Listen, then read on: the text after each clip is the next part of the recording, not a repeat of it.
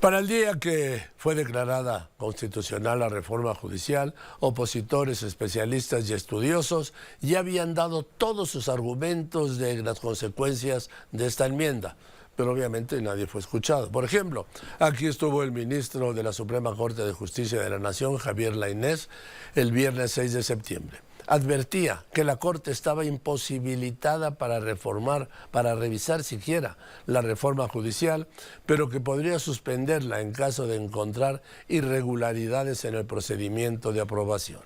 ¿En qué punto estamos? Porque no, en la conversación, ¿sí? Fuera de lo que es el círculo rojo, el tope, lo más alto del círculo rojo, ya nos perdimos en el tema de los recursos contra la discusión, bueno, ya lo aprobaron los diputados, de la reforma al Poder Judicial. ¿Han servido de algo estas 4 suspensiones? Bueno, un amparo definitivo y 3 suspensiones. No, Joaquín, entiendo que no, porque, bueno, yo te diría, porque además están en fase de impugnaciones. Es decir, como tú sabes, pues se otorga una suspensión provisional o definitiva y luego hay recursos, ¿no? Como el recurso de queja que tiene que ir resolviendo también los colegiados y pues todo eso son trámites que deben de respetarse tiempos legales y que no se pueden violentar esos plazos. Por lo tanto, todo eso sigue, yo te diría, pues en trámite. Ahora, ministro Lainez Potisek, en el caso de que haya alguna resolución confirmando el recurso, la suspensión otorgada, pues ya estaremos ante hechos consumados, ¿no? Estaríamos, vamos. Estaríamos, es una realidad, también es una hipótesis legal que también no podemos dejar de tomar en cuenta, ¿no? Sí.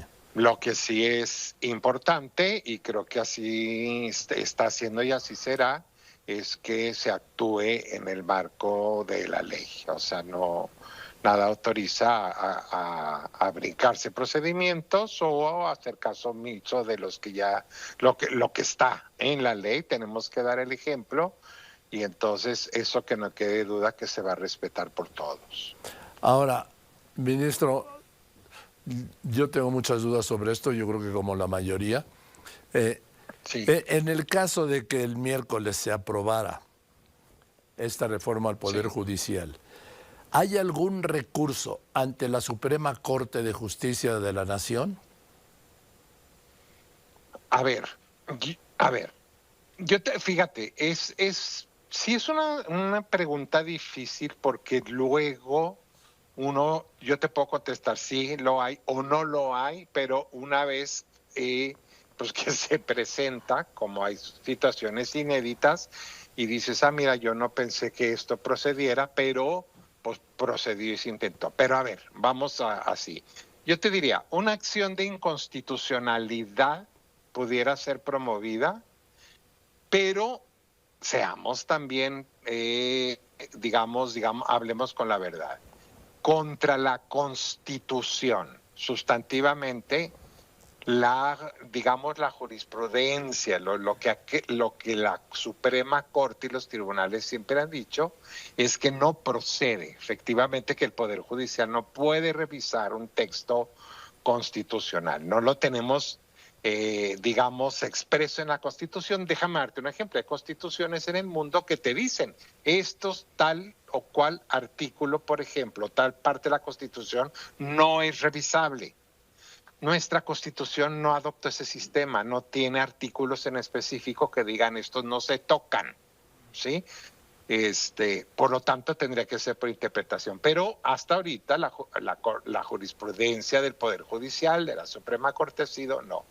Lo que sí ha habido, no en un texto constitucional, pero lo que siempre se ha sostenido en lo que se llaman facultades soberanas del Congreso, donde no entra el juicio de amparo, es que lo que sí se puede revisar es si hay una violación en el proceso legislativo. Déjame darle a todos tus radioescuchas un ejemplo para no ser tan técnico. Lo que pasó aquella noche que aprobaron las 20, aquel caudal en Jicotencas, ¿no? Ándale, o un ejemplo más sencillo. Si no no fue votada con la votación que exige la Constitución, ¿sí?